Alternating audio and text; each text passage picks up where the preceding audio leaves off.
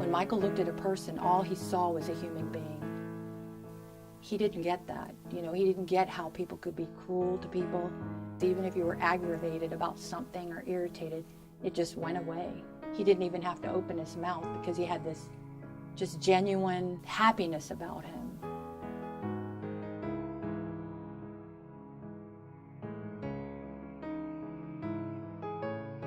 Come on, walk.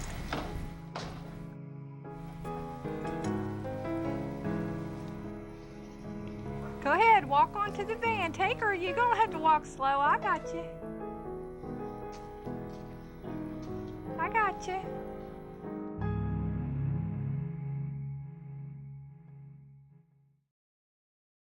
Michael was really innocent. He was just an innocent soul. And it was very obvious when you were around him. He was a little different, a little quirky, really, really nice manners, and smiled all the time. And people would always compliment his manners, and that was kind of neat, you know.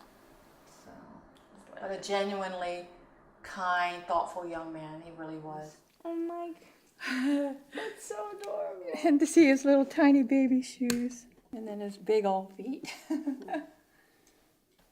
Yeah, I had these on my dresser for a long time.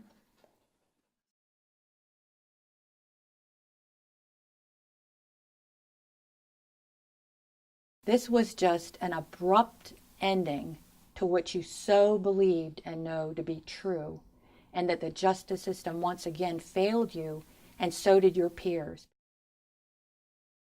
This is what's left of a fire that struck around 2:30 Friday morning, while many of the dorm residents were asleep at Murray State University near Paducah.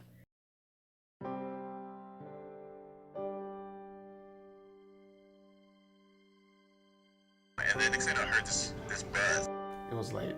At that time, you're not exactly aware of everything that's going on. And as soon as I stood up, black smoke started coming to the top of the door, basically. Then you walk out and you open the door, and you see nothing but black and smoke and flames all over the floor. It's kind of like, what do I do? There's no sprinklers here.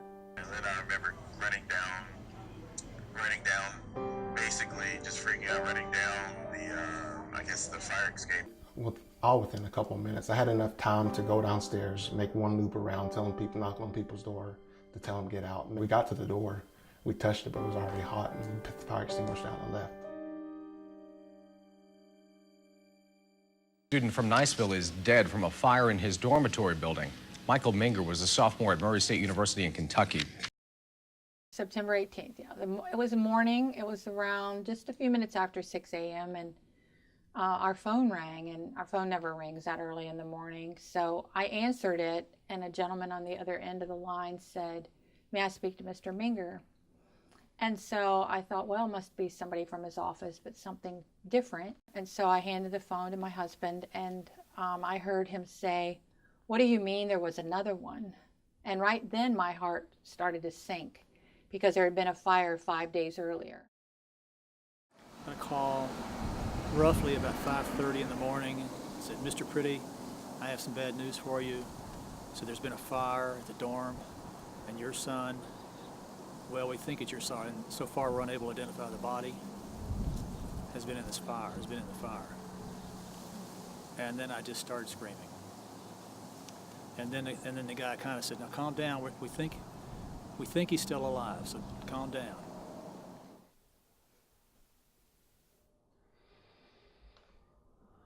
Well, some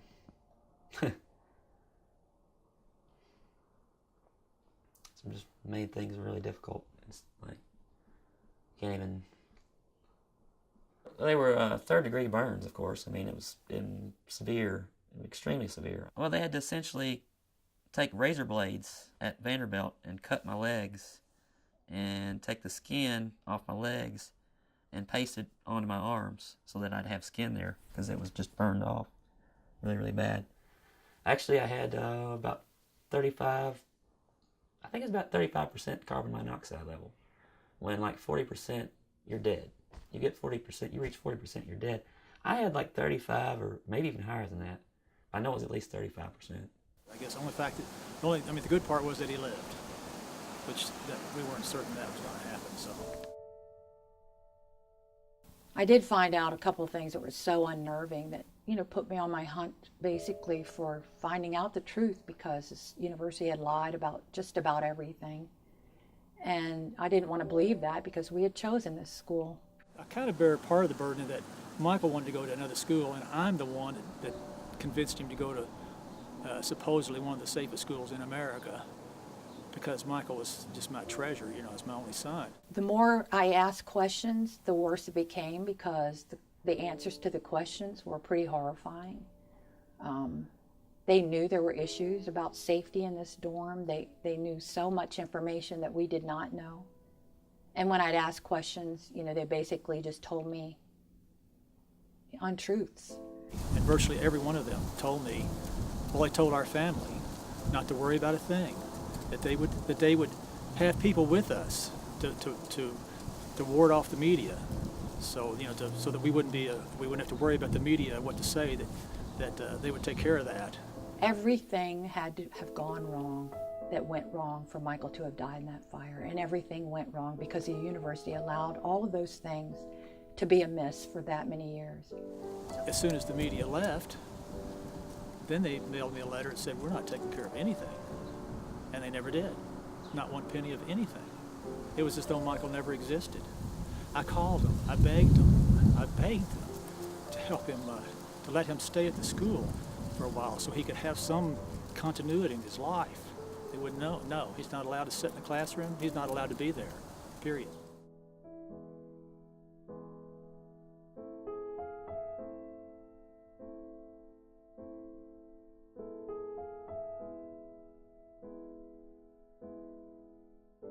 So the rugby team that night prank called one of the freshmen that were on our dorm, one of the first years basically. They called them, said there was going to be a fire.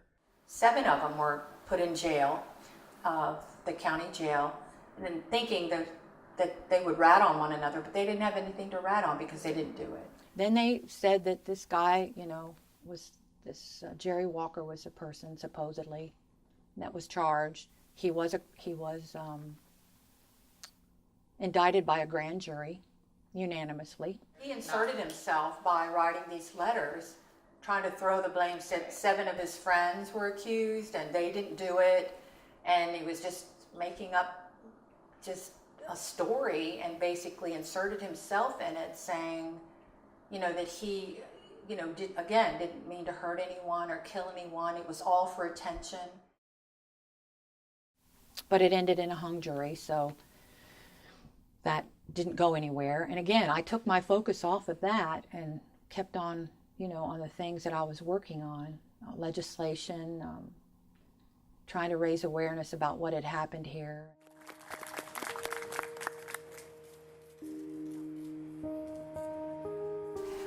The Michael Minger Memorial Foundation was started in 2005. It started after thinking about what I really could do to minimize risks for other students on college campuses and dealing with fire safety and so forth. We raise money in order to help students who have either been affected by fire or have any type of disabilities and need financial assistance to help them with their college career. Parents and family members, thank you for your heartfelt contributions in helping to advance the message of campus fire safety. And thank you to all of the fire officials, university personnel, and students who have worked so hard to bring this National Community Service Project alive. I was in Atlanta in 2012, actually going to get a sandwich, and I'd stepped out of my car in a parking lot, and my phone rang, and it was the state Commonwealth attorney saying that, Mrs. Minger, we wanted you to know before you heard it from the media and all that we're taking this case back to trial. We did change the one of the charges from murder 1 to manslaughter, because the grand jury really wants to get this person and felt like the other charge, because I think everyone believed that he did not intend to kill Michael. Michael's death was a result of arson 1, which is, carried 20 years, mandatory in the state of Kentucky. The state did an unbelievable job the second time around. They really had done their homework. They had a intelligence analyst on the case that did a superb job and won an international award for the work they did on Michael's trial. We had a receipt and video from a gas station where our suspect was purchasing a gallon of gas and Twizzlers. And that's what the receipt showed. They have film of him at the Marathon gas station buying $1 worth of gasoline at 2:04 a.m. He does not put it in his car. He pops the trunk. They even have the schematics of how that car, his make, is built. And you can see the hose of from the pump would have not even reached around to his gas tank. But why do you pop your trunk? And then, of course, we had the video footage, the actual video, and then we had still shots of him in a baseball cap and shorts. And Kentucky State Police went to his house and took those items from his house, so they knew that it was him in the video. The letters, there were 6 letters that he wrote that were anonymous letters. And in one of the letters, he mentioned a white plastic bucket. So we had a picture of and we actually had the plastic itself. It was melted plastic. But in a picture from the first fire, there was a white plastic bucket right outside his room in the corner. And after we arrested, the defense only called one witness, and it was their expert fire person, and he said there was no way that 1 gallon of gas would do that much damage. So that was basically his whole testimony. We had our expert witness, and he was saying that a gallon of gas would be enough. And it seemed like the jurors were really understanding kind of where we were coming from, and the defense rested, and they went to deliberate. So the trial went really well. I mean, they had really done their homework. The presentation was so much better than the first trial. And I don't think there was any doubt that he was going to be convicted. No doubt at all. And so I really thought, based on circumstantial evidence, that he would be convicted, basically. I mean, no one does things like that. I felt like, wow, here's point A, point B, point C, point D. This guy's obviously did it. I mean, there's no doubt in my mind that he did it. I can say that with a clear conscience that he started the fire. It was so obvious. Michael and I went in there with totally, tried to have a total, innocent until proven guilty. And there was not a doubt in either one of our minds that this fellow was guilty. Under verdict A, count 1, you state, we, the jury, find Jerry Walker Jr. not guilty under count 1 of the indictment, signed by Freddie W. Hines as foreperson. Is this the verdict of each and every one of you? And do either of the attorneys wish to have the jurors individually polled? No, Your Honor. Under verdict B, count 2, we, the jury, find Jerry Walker Jr. not guilty under count 2 of the indictment, signed by Freddie W. Hines as foreperson. Is that the verdict of each and every one of you? And do either of the attorneys wish to have the jurors individually polled? No, Your Honor.